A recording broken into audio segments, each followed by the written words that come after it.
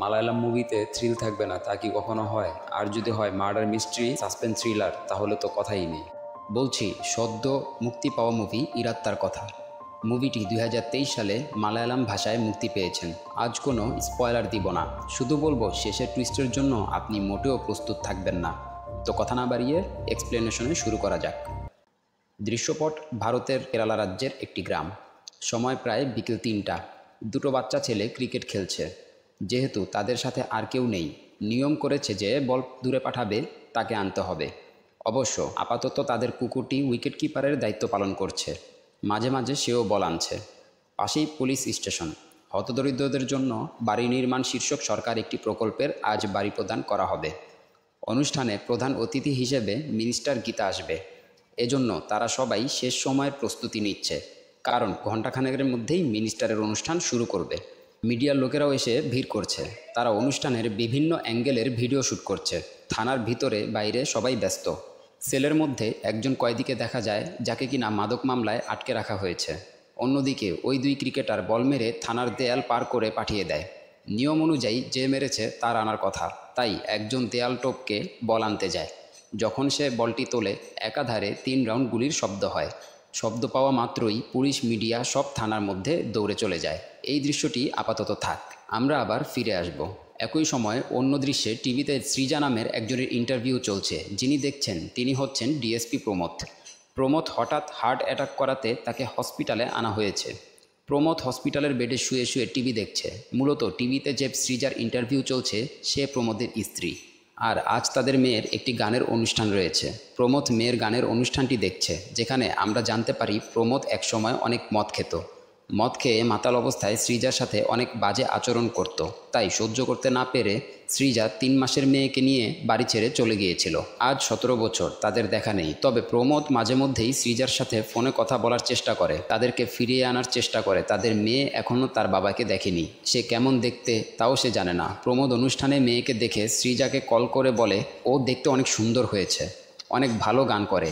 মেয়ে হয়ে ওর তো জানার অধিকার আছে ওর বাবাকে। প্রমোদ সৃজা ও তার মেয়েকে ফিরিয়ে আনার চেষ্টা করছে। এর মাঝে থানা থেকে খবর আসে থানায় একটি অঘটন ঘটেছে।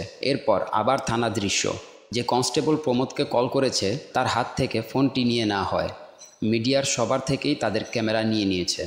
3 জন পুলিশ সদস্যকে আলাদা করে রাখা হয়েছে, কারণ থানায় যে ঘটনা ঘটেছে তাদের 3 জনকে সন্দেহ করা হচ্ছে। ওই সময় মূলত তারা 3 জনই থানার মধ্যে ছিল। অন্যদিকে ফোন পেয়ে প্রমোদ থানার উদ্দেশ্যে বেরিয়ে পড়ে। মূলত থানার মাঝে একজন পুলিশ অফিসারের খুন হয়েছে, তাই ওই সময় থানার উপস্থিত সবাইকে থানার মধ্যে আটকে রাখা হয়।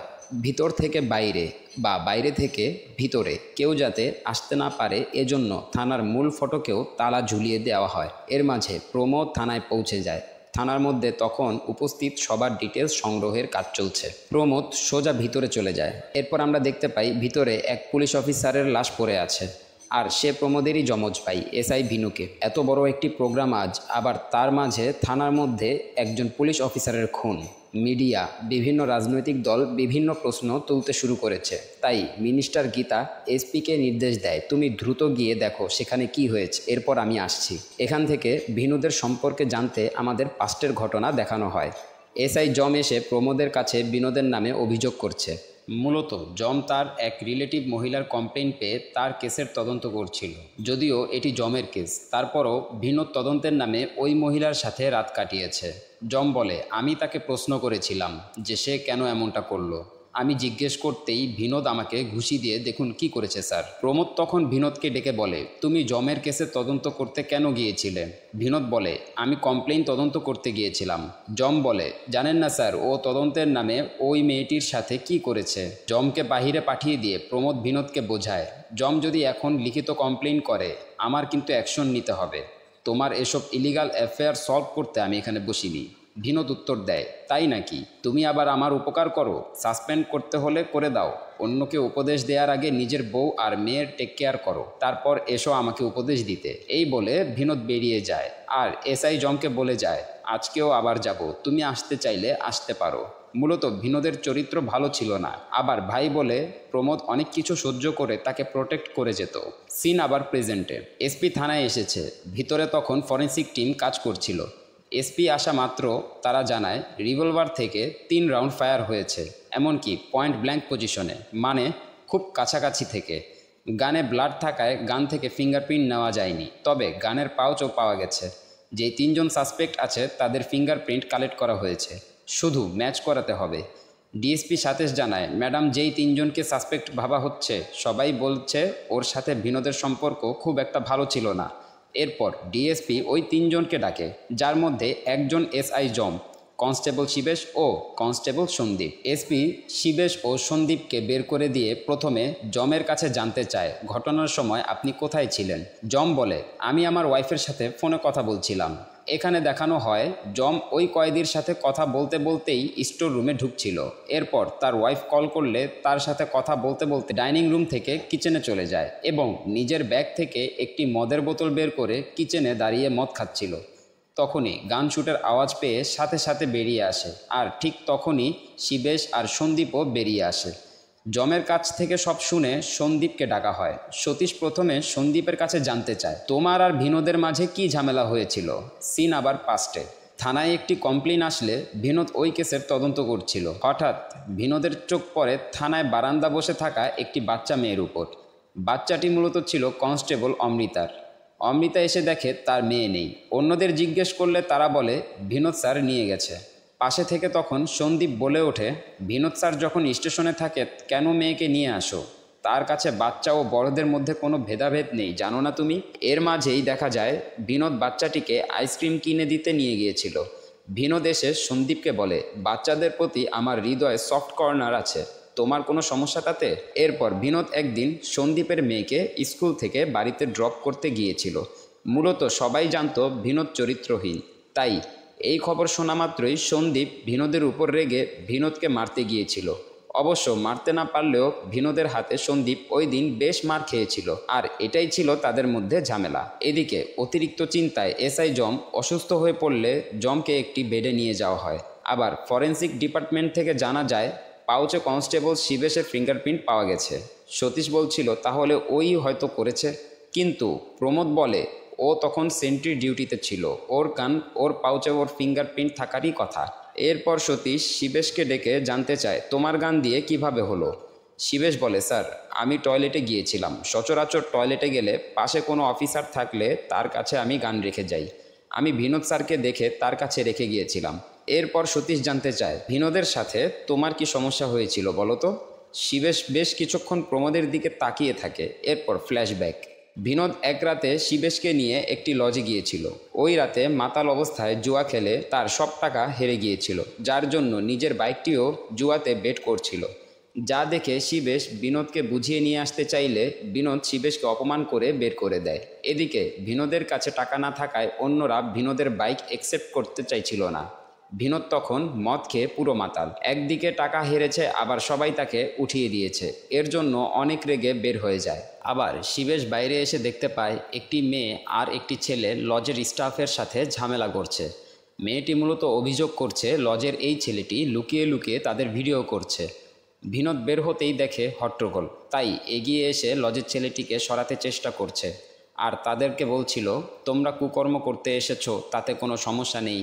আর ও দেখে কি দোষ করেছে? মেয়েটির সাথে থাকা ছেলেটি তখন বিনোদের উপর চড়াও হয়, আর বিনোদ তাকে লাথি দিয়ে ফেলে দেয়। মেয়েটিও তখন রেগে গিয়ে ভিতর থেকে কাচের বোতল নিয়ে লজের ছেলেটির মাথা ফাটিয়ে দেয়। যা দেখে বিনোদ মেয়েটিকে ধরে, আর বাকিরা ওই ছেলেটিকে হসপিটালে নিয়ে যায়। তারা যখন হসপিটালে যাচ্ছিল একজন বলে ওঠে, বিনোদ স্যার তো পুরো মাতাল ছিল, মেয়েটিও একা, ওখানে তাকে রেখে আসা কি ঠিক হলো? শিবেশও সেই চিন্তা করে গাড়ি থেকে নেমে যায় এবং একটি বাইকে করে ওই লজে ফিরে আসে। শিবেশ ফিরেই জানতে পারে ওই ছেলেটি সেখান থেকে চলে গেছে। আর মেয়েটির কথা জানতে চাইলে জানা যায় মেয়েটি বিনোদ স্যারের সাথে উপরে আছে। শিবেশ দ্রুত উপরে গিয়ে দরজায় নক করতে থাকে। এরপর বিনোদ বের হলে শিবেশ দেখতে পায় বিনোদ ওই মেয়েটিকে ধর্ষণ করেছে। শিবেশ বলে, আমি ওই ঘটনার জন্য রিসিপশনে যা যা তথ্য পেয়েছিলাম তা নিয়ে আমি উপরের অফিসারদের কাছে রিপোর্ট করেছিলাম। এমনকি এটা নিয়ে থানায় আমাদের মাঝে তর্কও হয়েছিল। এসপি জানতে চায় তাহলে ওই কেসের কি হয়েছিল? সতীশ বলে, ম্যাডাম আমি ইনকোয়ারি করেছিলাম, কিন্তু লজের স্টাফ বলেছিল এমন কোনো ঘটনা সেখানে ঘটেনি। এমনকি আমি রেজিস্টার বুক থেকে ওই কাপলের নাম্বার নিয়ে কাপলকেও কল করেছিলাম, তারা কোনো কমপ্লেন করেনি। তারা তো এই রাজ্যের কেউ না। অন্য রাজ্যে বসবাস করত। এরপর সেলে থাকা ওই কয়েদিকে ডাকা হয়। কয়েদি জানায়, আমি ঘুমিয়েছিলাম, তবে গান শুটের আওয়াজের সময় বুঝতে পারলাম পিছনের দরজা দিয়ে হয়তো কেউ বেরিয়ে যাচ্ছে। পিছের দিকে গিয়েও জানা যায় এখানে একটি বাথরুম আছে, তবে এটা কেউ ব্যবহার করে না। এখন এই জায়গাটি স্মোকিং এরিয়া হিসেবে ব্যবহার করা হয়। এদিকে কমিশনার প্রেসার দিচ্ছে দ্রুত কেসটিকে সলভ করার জন্য। থানার সকল সিসিটিভি ফুটেজ এবং মিডিয়ার জব্দ করা ক্যামেরা থেকেও কোনো ক্লু বের করা যাচ্ছিল না। এরপর এসপি সতীশের কাছে জানতে চায় প্রমোদ আর বিনোদের মাঝে সম্পর্কটা কেমন ছিল। সতীশ জানায়, ম্যাডাম, আমি তাদের 17 বছর যাবৎ জানি। শুরু থেকে ওদের মাঝে ঝগড়া লেগেই থাকতো। এমনকি 17 বছর আগে প্রমোদের ওয়াইফের মিসিং কেসের তদন্ত আমি বিনোদকে নিয়ে করেছিলাম। এখান থেকে ফ্ল্যাশব্যাক। প্রমোদের ওয়াইফের মিসিং কমপ্লেইনের জের ধরে সতীশরা সৃজাকে খোঁজার জন্য মুম্বাই গিয়েছিল। সেখানে তাদের সাথে সৃজার দেখা হলে সৃজা জানায়, আমি তো নিজ ইচ্ছায় এসেছি, আমি মিসিং কী করে হলাম।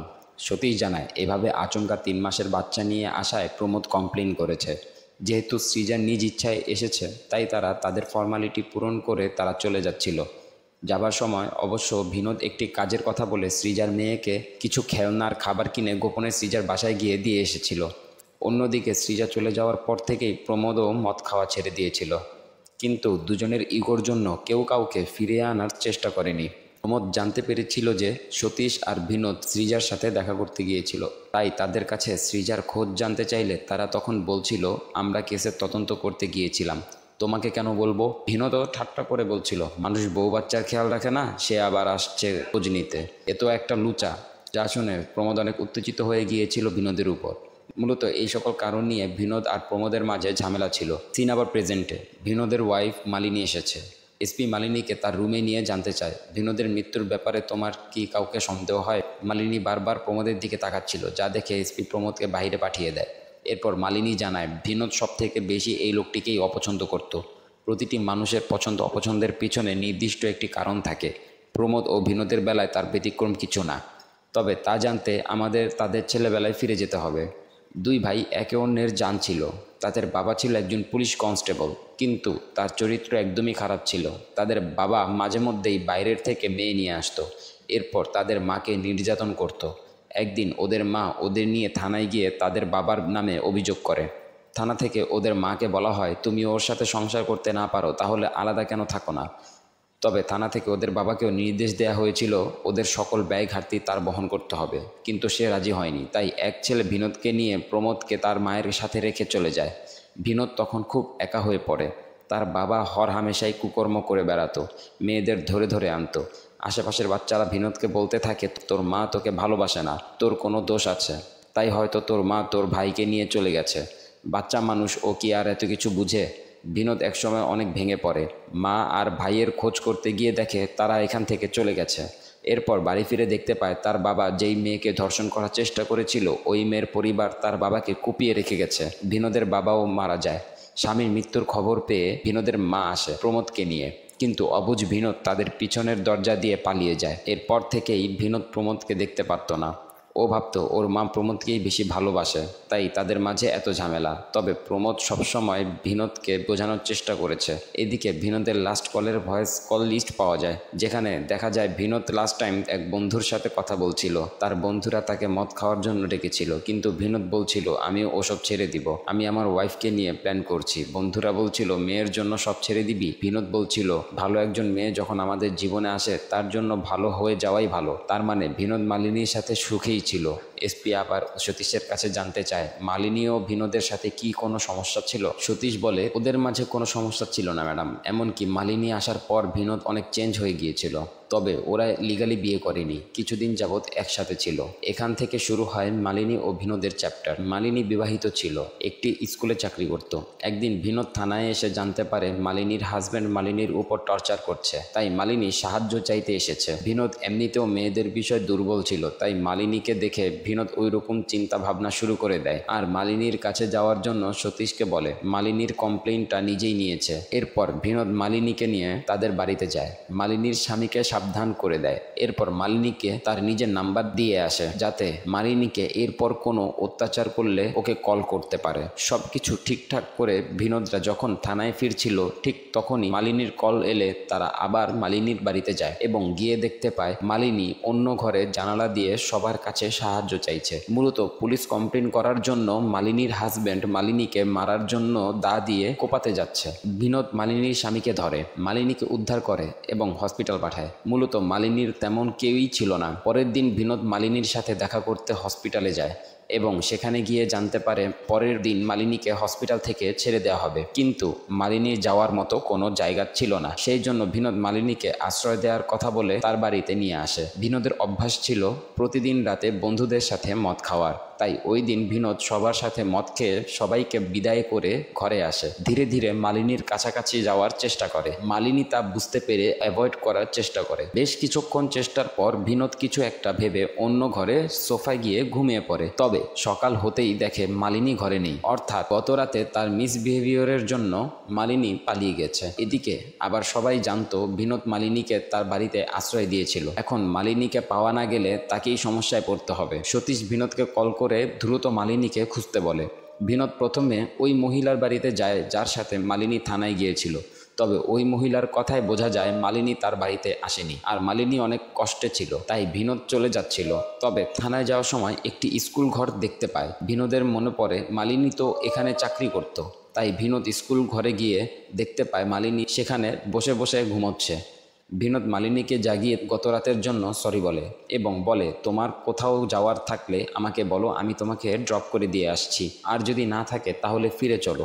এমন ভুল আর কখনো করব না, আমি ওয়াদা করছি। বিনোদের কথায় ভরসা করে মালিনী আবার বিনোদের বাড়িতে ফিরে আসে। এরপর বিনোদ মালিনীকে শাড়ি কিনে দেয় এবং আবার চাকরিতে যেতে বলে। বিনোদ বলে, আমি আছি তোমার পাশে, তোমাকে কেউ কিচ্ছু বলবে না। মালিনীও তখন নির্ভয়ে আবার কাজে যেতে শুরু করে এবং বিনোদের ঘরকে নিজের ঘর মনে করে সাজিয়ে গুছিয়ে বিনোদের সাথেই থাকতে শুরু করে। বিনোদও মালিনীর প্রেমে পড়ে যায়। মালিনী টেক কেয়ার করতে থাকে। মালিনীও তখন আস্থা খুঁজে পেয়েছে। দুজন দুজনকে ভালোবেসে একসাথে সংসার করতে থাকে। এর মাঝেই বিনোদ মালিনীকে তার ছোটবেলার সব কষ্টের কথা খুলে বলে। ছোটবেলায় তার সাথে কি কি হয়েছে, কিভাবে সে জীবন পার করেছে, তাই সে এখনো বিয়ে করেনি। তবে এখন মালিনীকে পেয়ে সব ছেড়ে দিয়ে সে ভালো হয়ে যাবে। এরপর সিন আবার প্রেজেন্টে। অনেক রাত হয়ে যাওয়ার পরও কেসটি সলভ হয়নি, তাই মিনিস্টার গীতা নিজে থানায় এসে জনগণ আর মিডিয়ার চাপে গীতা তাদের কথা দেয়, যতক্ষণ না এই কেসটি সলভ না হবে আমি এই স্টেশনেই থাকবো। তবে 6 ঘন্টা পার হয়ে গেলেও কেসটির কোনো ক্লুই পাচ্ছে না। এসপি মিনিস্টারকে জানায়, ডক্টর থেকে রিপোর্ট না আসা পর্যন্ত কিছুই বলা যাচ্ছে না। অন্যদিকে প্রমোদ ডক্টরের সাথে কথা বলছে। ডক্টরের কাছ থেকে জানতে পারে পয়েন্ট ব্ল্যাঙ্ক রেঞ্জ থেকে শ্যুট করা হয়েছে। তাই প্রমোদ সাইবার সেলে কল দিলে বিনোদের গত 1 সপ্তাহের কল ডিটেলস চায়, কিন্তু সাইবার সেল থেকে জানায় এসপি বিনোদের কল হিস্টোরির সাথে প্রমোদেরও কল হিস্টোরি চেয়েছে। তার মানে তারা প্রমোদকেও সন্দেহ করছে। প্রমোদ বিষয়টি বোঝা মাত্রই থানায় গিয়ে এসপির কাছে গিয়ে জানতে চায়, আপনারা আমাকেই সন্দেহ করছেন? সতীশ বলে, দেখো প্রমোদ, তোমাদের 2 ভাইয়ের সমস্যার কথা সবাই জানে, আবার শ্যুটের সময় কনস্টেবল তোমাকে কল করেছিল। প্রমোদ এসপিকে রিকোয়েস্ট করে, ম্যাডাম, যে মারা গেছে সে আমার ভাই, তার আসলে কি হয়েছে তা আমার জানতে হবে, আমাকে তদন্ত টিমে রাখুন। এসপি প্রমোদের কথা বুঝতে পেরে তার কথা রেখে প্রমোদকে জয়েন করতে বলে। এরপর প্রমোদ তদন্ত শুরু করে। প্রমোদ প্রথমেই কনস্টেবল শিবেশের কাছে জানতে চায় আসলে কি ঘটেছিল। শিবেশ বলে, স্যার, আমি সেন্ট্রি ডিউটিতে ছিলাম, হঠাৎ আমার টয়লেটে যাওয়ার দরকার পড়লে আমি বিনোদ স্যারকে দেখে তার কাছে গান রেখে টয়লেটে চলে যাই। এরপরেই গান শুটের শব্দ পেয়ে আমি বাইরে এসে দেখি স্যার পড়ে আছে। এরপর সন্দীপের কাছে জানতে চায়, তুমি তখন কোথায় ছিলে? সন্দীপ বলে, স্যার, টয়লেটে। প্রমোদ বলে, স্টেশনে মাত্র একটি মেল টয়লেট রয়েছে, যদি সেখানে শিবেশ যায় তাহলে তুমি কিভাবে গেলে? স্যার, আমার ভুল হয়ে গিয়েছিল, আমি মূলত লেডিস টয়লেটে গিয়েছিলাম। কিন্তু সন্দীপ যে লেডিস টয়লেটে গিয়েছিল তার প্রমাণ কি? সন্দীপ জানায়, স্যার, আমার সাথে একজন লেডিস কনস্টেবলও ছিল। তারপর প্রমোদ ওই লেডিস কনস্টেবলকে জিজ্ঞেস করলে সে বলে, জি স্যার, আমি তার সাথে লেডিস টয়লেটে ছিলাম। প্রমোদ জমের কাছে কিছু জানতে চাইলে জম বলে, স্যার, আমি সত্যি কিছু জানি না। এরপর শুরু হয় সিসিটিভি ও ক্যামেরার ফুটেজ দেখা, যেখানে মিডিয়ার ক্যামেরার ফুটেজে দেখা যায় সেলে যে কয়েদি ছিল তাকে দেখা যাচ্ছে না। তাহলে গান শ্যুটের সময় সে কোথায় ছিল? সাথে সাথে প্রমোদ কয়েদির কাছে যায়, তাকে মারধর করে জানতে চায়, তুই তখন কোথায় ছিলি বল, নাইলে তোকে খুনি হিসেবে চালান করে দিব। এখানে আমরা দেখতে পাই শিবেশ তাড়াহুড়ো করে টয়লেটে যাওয়ার সময় সেলের চাবি পকেট থেকে পড়ে গিয়েছিল আর কয়েদি সেই চাবি দিয়ে তালা খুলে সেই স্টোর রুমে তার প্যাকেটটি দেখতে গিয়েছিল। ঠিক তখনই গানশুটের শব্দ পেয়ে যখন সবাই থানায় দৌড়ে এসেছিল, সে ভয় পেয়ে আবার সেলে গিয়ে তালা মেরে পাশেই চাবিটা ফেলে রেখে দিয়েছিল। অবশ্য সে সত্যি বলছে, তার প্রমাণ তখনই পাওয়া যায় যখন তার কাছে ওই প্যাকেটটি পাওয়া যায় যেই প্যাকেটটি সে দেখতে গিয়েছিল। এখন কথা হচ্ছে, তাহলে খুন কে করলো? প্রমোদ আবারও বাকি ফুটেজগুলো দেখতে শুরু করে, যার মধ্যে থানার পাশে ওই দুই বাচ্চার ক্রিকেট খেলতেও দেখা যায়। এদিকে রাত পেরিয়েই চলছে, মিনিস্টারেরও বাড়িতে যেতে হবে। থানায় আর থাকতে চাইছে না, তাই মিনিস্টার এসপিকে বলে, যেই 3 জন সাসপেক্ট পাওয়া গেছে ওদেরকে খুনি হিসেবে কেসটি চালিয়ে দাও না কেন। কিন্তু এসপি কোনোভাবেই তা করতে রাজি হয় না। তার কথা মতো তদন্ত চলছে।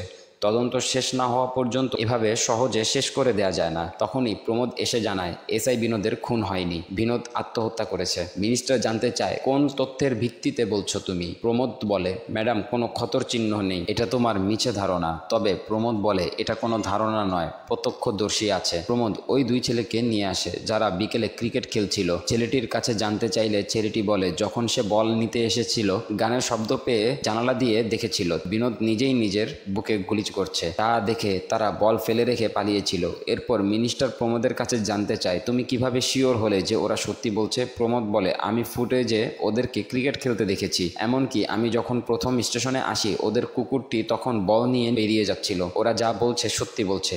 এখন কথা হচ্ছে, বিনোদ নিজেকে শুট করলো তা না হয় বোঝা গেল, কিন্তু কেন করলো? প্রমোদের এখন সেই রহস্য খুঁজে বের করতে হবে। প্রমোদ বাইরে বসে বসে ভাবছিল কি কারণে বিনোদ এমনটা করতে পারে। তখনই পাশের থেকে একটি গানের শব্দ আসছিল। প্রমোদ একটু এগিয়ে গেলেই একজন এসআই একটি ভিডিও দেখিয়ে বলে, স্যার, বিনোদ স্যার মারা যাওয়ার সময় চ্যানেলে এই গানটি দেখছিল। তাহলে কি রহস্য লুকিয়ে আছে এই গানের মধ্যে? প্রমোদ দেখে এটা তো তার মেয়েরই প্রোগ্রামের ভিডিও, এবং ভিডিওতে সৃজার ইন্টারভিউ দেখা যাচ্ছে। সিন চলে যায় শ্যুটের আগ মুহূর্তে। এখানে আমরা মূল রহস্য জানতে পারি। টিভিতে সৃজার ইন্টারভিউ চলছে। বিনোদ তার বন্ধুদের সাথে কথা বলছিল। সৃজাকে দেখে বিনোদ প্রোগ্রাম দেখতে শুরু করে। আর তখনই সৃজার মেয়ে শ্বেতার গান শুরু হয়, যেটা কেউ কল্পনাতেও ভাবেনি। তাই হয়ে যায়। বিনোদের মাথায় আকাশ ভেঙে পড়ে। বিনোদ দেখে এটাই সেই মেয়ে যাকে সে 1 বছর আগে ওই হোটেলে ধর্ষণ করেছিল। নিজের ভাইয়ের মেয়ে তো নিজেরও মেয়ে, শেষ পর্যন্ত সে তাই করল, যা কোনো বাবা স্বপ্নেও কল্পনা করতে পারে না। আর ঠিক তখনই শিবেশ গান রেখে টয়লেটে যাচ্ছিল। বিনোদ ওই দৃশ্যগুলোর কথা ভাবতে ভাবতে নিজেকে শেষ করে দেয়। তবে এখনও কিন্তু প্রমোদ জানে না। কিন্তু প্রমোদ শ্বেতার ভিডিও দেখে একটু সন্দেহ করে। তাই সন্দেহ কাটাতে শিবেশকে দেখলে শিবেশও বলে, এই মেয়েটাই ওই রাতে হোটেলে ছিল। প্রমোদের মাথায় আকাশ ভেঙে পড়ে।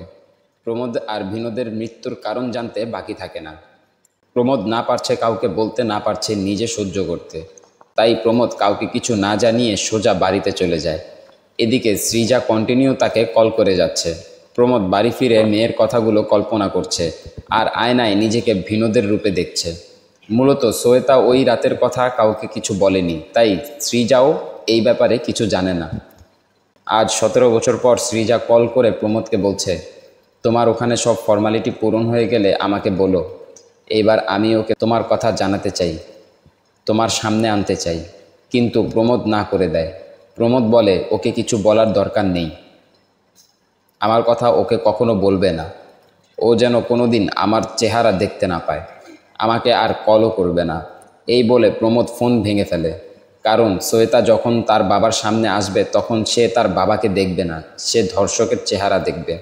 তাই প্রমোদ কোনো দিনও শ্বেতার সামনে যেতে পারবে না। পাপ এমন এক জিনিস, আপনাকে পেতেই হবে, শাস্তি আপনাকে পেতেই হবে। মুভিটি কেমন লাগলো কমেন্ট করে জানাবেন। আর ভিডিওটি ভালো লাগলে ভিডিওতে লাইক, কমেন্ট ও চ্যানেলটিকে সাবস্ক্রাইব করতে একদম ভুলবেন না।